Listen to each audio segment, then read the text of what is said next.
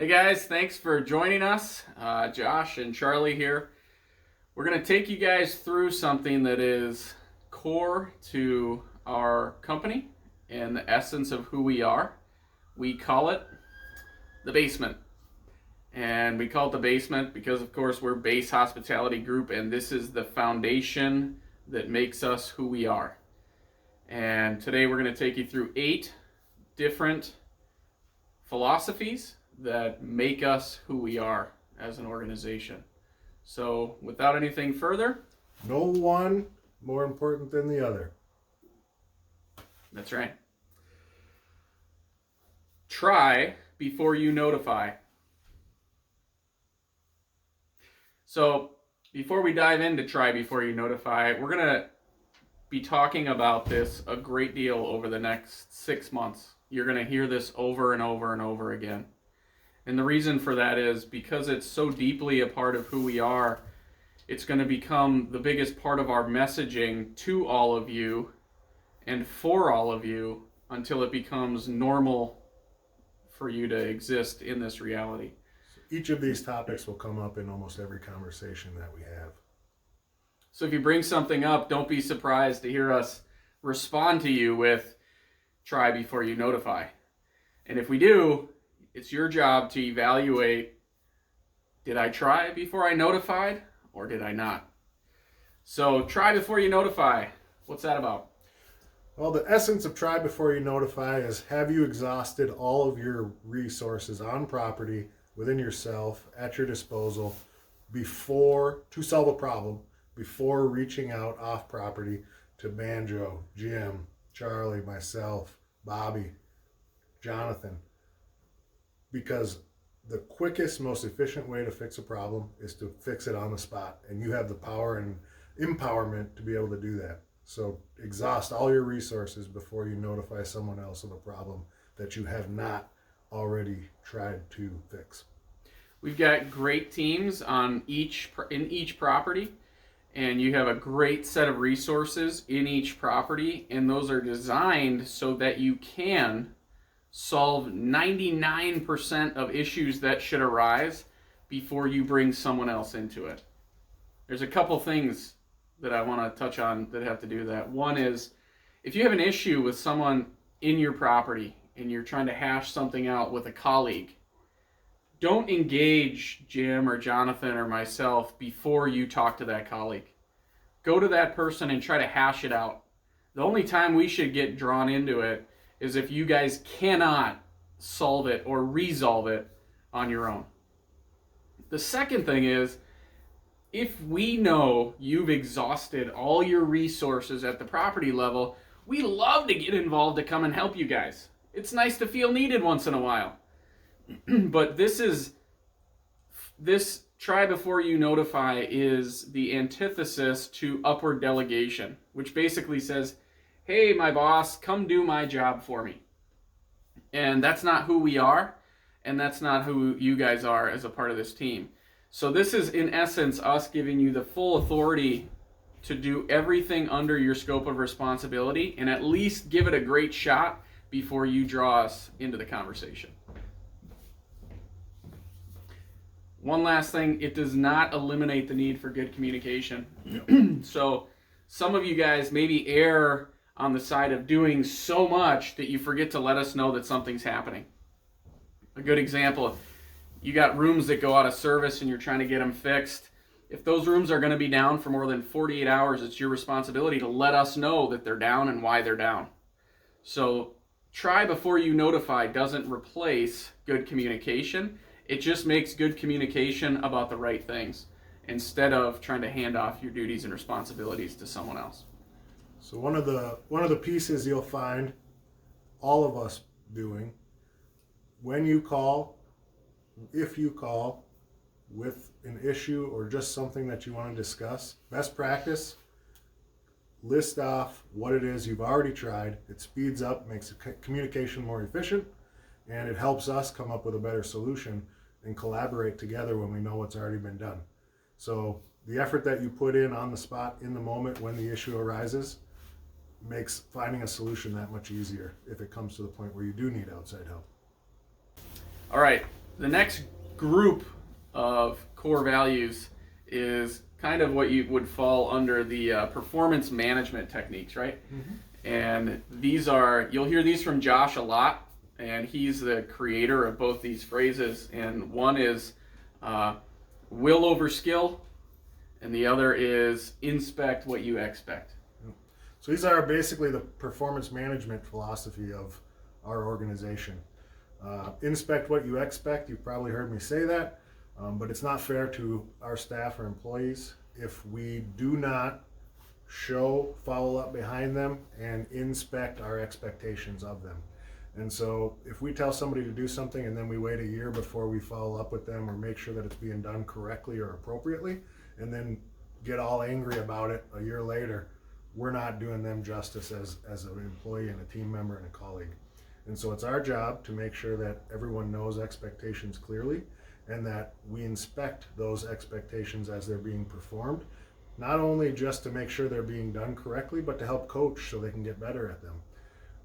If someone else's expectations or perspective on what you're asking of them is not always the same as what you are thinking you're saying, speaking, or doing, or asking of them. And so it's our job to make sure that those are clear, verbally, and in action. Yeah, so we've got all these great checklists of things that we expect everybody to do. And if you're a manager and you don't ever look at that checklist and then look at the task that was to be completed and compare, hey, it says the lobby was mopped. Was the lobby mopped? If you're not inspecting what you expect, then when we show up at the property and say, hey, it doesn't look like anybody got the lobby mopped today, but it's checked off, and you as a manager say, well, I told them to do it, or it's on the checklist, it doesn't work. It's on you as a manager. It's your responsibility to make sure that if your staff says they do something, that the work was actually done. And then we get to the second piece of the performance management process, which is will over skill. If that box is checked and you've asked them to perform that task at a higher level and it's not happening, say they're just leaving all the salt and mud all over the floor when they mop and walking right by it, that's obviously not going to meet our expectations. So you coach them, you work through them, one, maybe two mistakes, understandable. At some point, 3, 4, 5 down the line, when you realize there's some intentional non-mopping going on, then we got to talk about will versus skill. If this person physically cannot mop and they do not have the skill to do that, that's okay. We can work with a skill deficiency, but what we cannot work with is an intentional will deficiency where somebody's intentionally not trying or trying to deceive us. And those are the two balancing acts that you have to weigh as a manager when you work with your team and your colleagues. So will versus skill, we recognize that not everyone's going to have the skills to do everything that we do, and that's okay. What did you say about learning earlier? If you're not learning, you're leaving. We're all learning. If you're not learning, you're leaving. So you should be learning. You should have a skill deficiency. It's okay, because we want each of us to be growing constantly in our time here. We all have space to grow. We'll make mistakes, and we should be learning every day that we're on the job. What we won't accept is someone who is unwilling to improve, unwilling to get better, unwilling to change, and unwilling to have the good of everyone in the organization in mind. If the will isn't there, we won't put up with the deficiency of skill. But if the will's there, and it should be if we hired them, then we can overlook some deficiency of skill as they learn to do what we're doing. These things are exceedingly important as we continue to grow, because it is a total letdown and disappointment to the rest of the team who is pulling their weight when there's 1, 2, 3, 4 people who aren't. And we owe it to everybody else who's doing a good job to make sure that we're working through these performance issues on a daily basis. So for us, our commitment to you guys is that as leaders, we are committed to providing you with a management team who has your best interest in mind and who has a will to operate the best property with the best staff around. And as managers, It's your responsibility to make sure that if you have staff members who aren't carrying their load, that you take care of those guys. Your best people deserve it. All right, so we've got 3 down. Try before you notify. Will over skill, and inspect what you expect. The next one, own it. Own it. Simple, straightforward. Own it. It doesn't matter if you are, it doesn't matter what your role is, what your job title is. We have very clear job descriptions and areas of responsibility. If you walk into that hotel or that property, whatever it is, it's yours. Own it. It's your responsibility to make sure that thing looks as perfect as it can. And we want you to take a great deal of pride in how your property looks. We don't want you guys treating these properties as though they're our properties or they're owned by some guys you don't know or have never. They're yours. Own it. You take care of it. If it needs to be done, get it done. We don't tolerate the "that's not my job" mentality. It's not going to happen. If something needs to be done, whether or not it's your job, own it, get it done, and do it really, really well. Bias to action. Act. When in doubt, act. Every guest that comes in, is the property's appearance and light bulbs out, whatever it may be, it's a reflection on you. You're in that guest's mind. You are the property. You represent it. You own it. You represent us. That's right. You're part of this ownership group. Own it. You walk by a burned out light bulb, Josh said, fix it, replace it. You walk by a beer bottle that's on a counter, grab it, throw it away. You don't have to call maintenance to replace a light bulb. If there's someone working in our properties that doesn't yet know how to change a light bulb, back to the skill versus will, we will train them. And then we will expect them to change that light bulb when they see a burned out one. So own it means that if you see it and it needs to be done, get it done. And there, we've talked about this. There's appropriate times and places that would not be the case. If you're the manager of the property and you're working a front desk shift and you see the light bulbs out, you can't step away from the desk to change a light bulb by that time. We got a maintenance guy on staff. That's great. Have him do it. Get it done. Doesn't have to be you, but you make sure it's done. And at the end of the task, you inspect what you expect. That's right. Is that light bulb fixed? Great. If not, then you're doing it. You're going back to the guy you talked to and saying, I had to change that light bulb because you didn't. Yeah, that's right. So we treat own it in a team environment, a team setting. We grew up playing team sports, so that's how we see everything. If something needs to be done, the team gets it done. It doesn't matter who gets it done, and depending on your role within the team, you have a greater level of responsibility to ensure whatever that task is gets done and gets done well. So like Josh said, if you're a manager and someone calls in and they can't work the night audit, you may not have to immediately jump in and do that. But if you own it and you have your staff well trained, they call their replacement and find another one of their front desk associates to fill that shift so you don't have to. If that doesn't happen, you do have to. You fill that shift, you take that responsibility because you are a part of the team, and then collectively the team has met its obligations to make sure that hotel is operating all the time the way it should. In other words, you've tried before you notified. And like Josh said, make sure that desk shift is filled, inspect it if you expect it. You do not want to find out the next day that no one was there the night before and we had an empty front desk for 7 hours. Another piece with that is you as managers, you need to make sure that your staff shows you the appropriate respect to know that it's not okay to be putting you in positions like that all the time. And if they are, you need to deal with those performance issues. Short term, it can cause pain. You may have to fill shifts for a week or two. But in the long term, you're bringing everybody else down with you if you allow those performance issues to continue. All right, next one, results.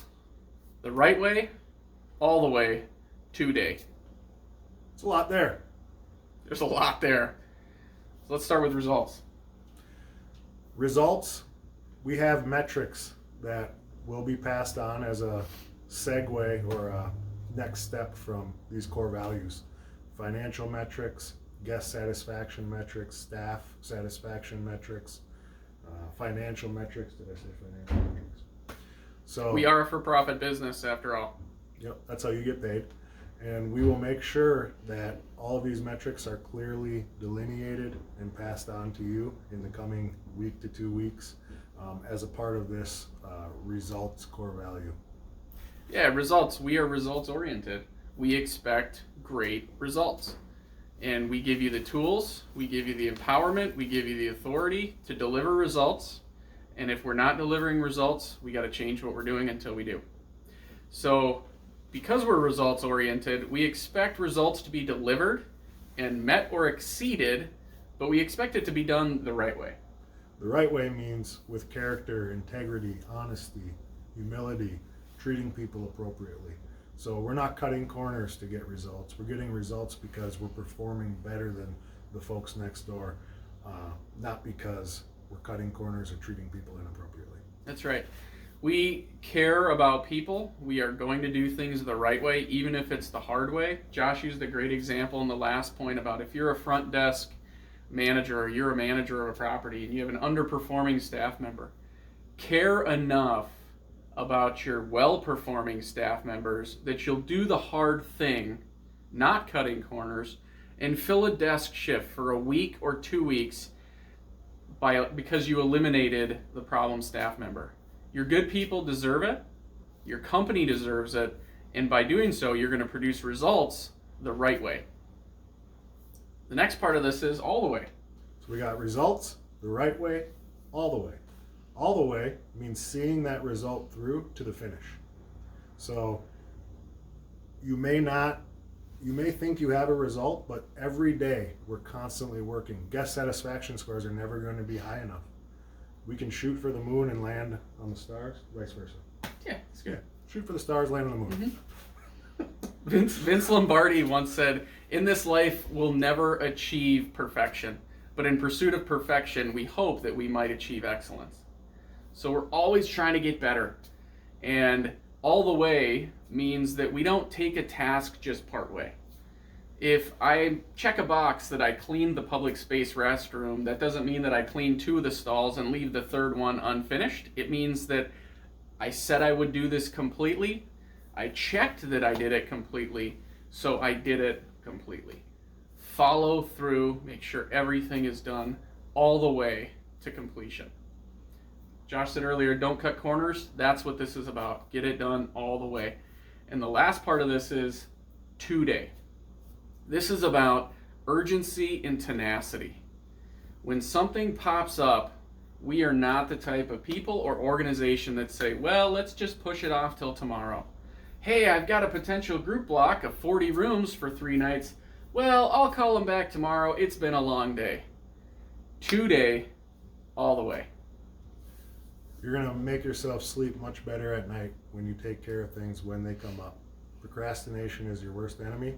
And in the example he just mentioned, groups, blocks, they're finicky.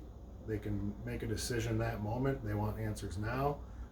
Online age, somebody calls, we don't answer, we don't get back to them as quickly as possible, we could lose that business. Results the right way, all the way, today. It's one of our favorites, and you're going to hear about it often. Our next topic is honorably honest. You may think that's funny, but it's serious. Honorably honest. This is about 2 key things. 1, honoring in someone else their value, their worth, even if you don't feel it. Treat people with respect. This organization is built on this principle of treating people with honor and with respect. We do not communicate disrespectfully to each other. We're going to be doing a whole series on appropriate communication, particularly for those of you as leaders, but we require communication with respect. One of the things that you just don't want to do in crossing lines is talk down to anyone. If we were to see or catch someone's talking down to a housekeeper or a laundry person or a maintenance guy or Jim or Josh, it just doesn't go well. We believe everybody deserves to be treated with respect, whether or not you like or appreciate that person in that moment. So there's two pieces to honorably honest.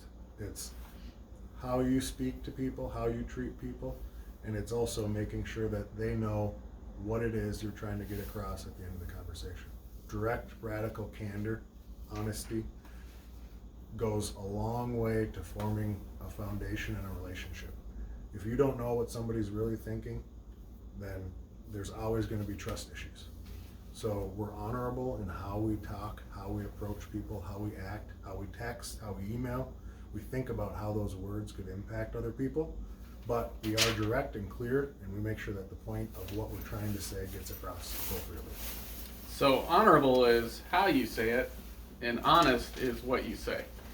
And honesty is the foundation for an organization of trust that's built on trust. That's our organization. We empower you, we give you authority, we build a team, and you guys rock and roll with it. If trust is lost because of dishonesty, the whole organization begins to crumble.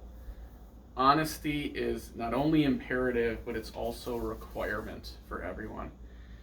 It's okay to tell someone what is factual, is real. Hey, you didn't do this task the way that it should have been done. Be honest, but be respectful, be honorable when you do it. A couple of caveats to this. It's okay to be tactful when you communicate. In other words, popping someone in the mouth and saying you're being honest just to get a shot at them is not honorable. Do it with grace. Do it valuing the other person respectfully. Still be truthful, but do it with some tact. The second thing is, your opinion is not a fact. Our opinion is not a fact. There's a difference between being honest and truthful and sharing your opinion. Opinions are often based on emotions that go like this, and that's not what this is. We're talking about being honest and truthful and sharing facts. Spouting your opinions and what you feel about people is not the same thing. Radical honesty doesn't mean saying whatever you think in the moment. It means saying what you know to be true, what is visibly true. For an example, you go into a room, you inspect a room, you find trash left over, the fridge has food in it. Those are facts that are easily verifiable, that you witnessed, that you then go back and speak with your ops manager or your housekeeper about. And that is honesty. You're not putting any emotion into it. You're not letting any feelings you have about that person as an individual taint what you say. You speak with them honestly and with candor to make sure that they know you have their best interest in mind, and it's only for improvement. That's the culture that we have here. Yeah, honesty is, hey, you missed a few things in this room. It was this, this, and this. That's honesty, and it's honorable honesty. You're a terrible housekeeper is not. That one doesn't work, this one does. Honorable honesty, it's a good one. And the last caveat I want to throw in there is, with guests, it's often acceptable to leave some things unsaid. We may have facts that occurred.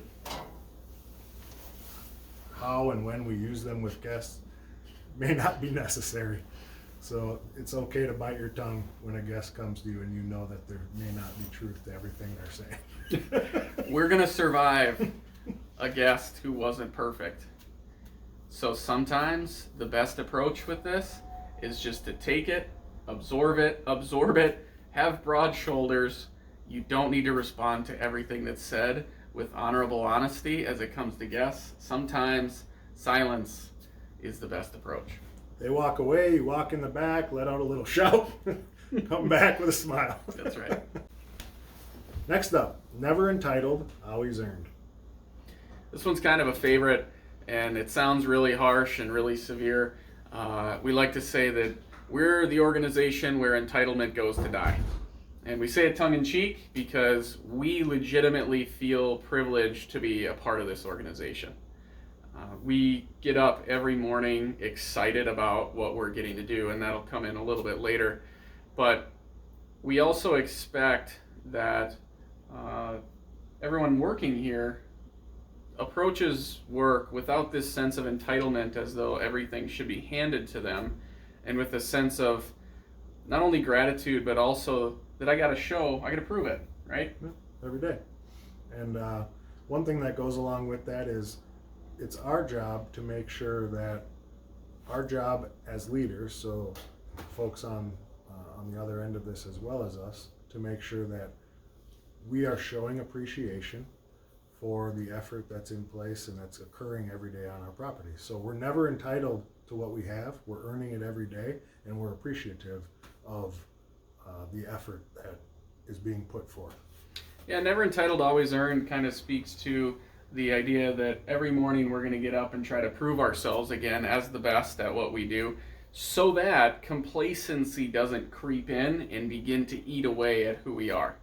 We want to resist complacency like the plague. So we treat each day as though I've got to get up and prove myself again today, even though maybe I've proven myself for years and years. Those years they're never overlooked. But today is my new day to show that I'm going to be the best I can be at what I do. Yeah. It's not just for us, it's for yourself. It goes back to what we were talking about. We all have growth, and if we're not learning, we're leaving. If we're not growing and developing, we're hurting ourselves and shorting ourselves, and that's not something we want to allow ourselves to do or any of you. So the last one of the basement 8 is genuine enjoyment. And we saved this one for last, I guess, just because, well, that's how the list worked out, but it's a good place to land. We believe and that one of our most core values is that we are creating a place that's unique in that each person can find a sense of genuine enjoyment in their daily responsibilities and duties. If you do not feel a sense of genuine enjoyment, let us know. We've got to do something different. We believe that we can create an environment where every person who works in this organization has a sense of genuine enjoyment doing what they get to do every single day. It's okay if you don't enjoy every menial task of your day. There's a lot of things I don't enjoy that are specific parts of my day that are a requirement of our job. But the enjoyment is found in the people you get to do it with, in the environment that you create, and it's all of our responsibility to contribute to that environment. So I may come in and not be feeling great that day. Call me out, because all of us have a responsibility to bring in that culture and make the environment one of genuine enjoyment. And no one likes the idea of getting yelled at, standing at the front desk and having a guest tell you that you're terrible and you don't care about people. But at the end of the day, it's our privilege to get to serve people and to try to care for people, even people who don't treat us the way we should be treated. And it's our privilege to get to do that, like Josh said, in an organization that genuinely values people and values you. And so we are setting out as this being one of our foundational values that says we want to create an environment where you genuinely enjoy what you're doing. If you're not, let us know how we can help steward and change what we're about so that you do enjoy what you're doing. Thank you guys very much. This will be something that you hear from us often, especially over the next few months, but you will hear it often, and I hope to hear it from you. We want to hear you guys connecting what you do with each of these 8 philosophies and understanding how these 8 philosophies guide and lead the way that we do business as Base Hospitality Group. The next time you're calling, there's an issue, or you just want to talk, I look forward to sprinkling in some of these terms with you. You know, we're dealing with an issue with a housekeeper. Well, have we trained her? Is it will? Is it skill? Right? Did we inspect what we expect? We're going to sprinkle all these terms into conversation over the next few months until it becomes a part of each of us.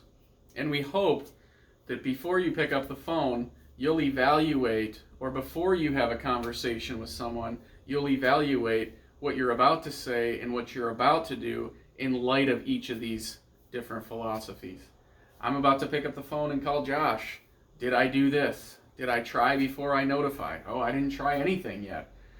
hang up the phone, try something, take it as far as you can, then notify. So use these as a personal evaluation tool. We just had a cool experience. We were driving in the car together, and Josh was talking about something, and he said, he looked over at me and he said, I'm just now reflecting to make sure that what I'm about to say is in line with all 8 of our basement philosophies. That's the kind of attitude that we want to embody, and we hope you will do the same.